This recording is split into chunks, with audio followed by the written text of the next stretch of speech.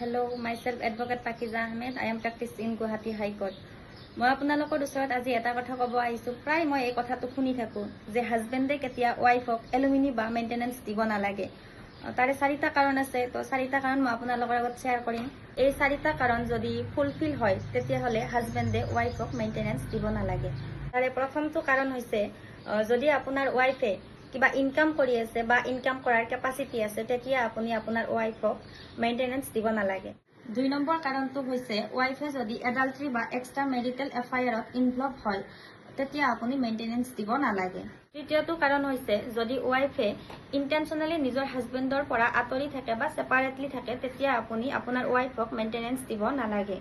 আৰু 4 নম্বৰটো কাৰণ হৈছে মিউচুৱেল কনচেণ্ট ডিভৰ্চ। আৰু এই মিউচুৱেল কনচেণ্ট ডিভৰ্চত বোথ পাৰ্টিৰ মাজত সেটেলমেণ্ট হয় আৰু তেতিয়া ইয়াত কোনো ধৰণৰ মেইনটেনেন্স বা এলুমিনিৰ কথা আহি নপৰে। ভিডিঅ'টো ইমানেই আছিলে, ছেভ কৰি ৰাখক আৰু শ্বেয়াৰ কৰি দিয়ক। জয় আই অসম।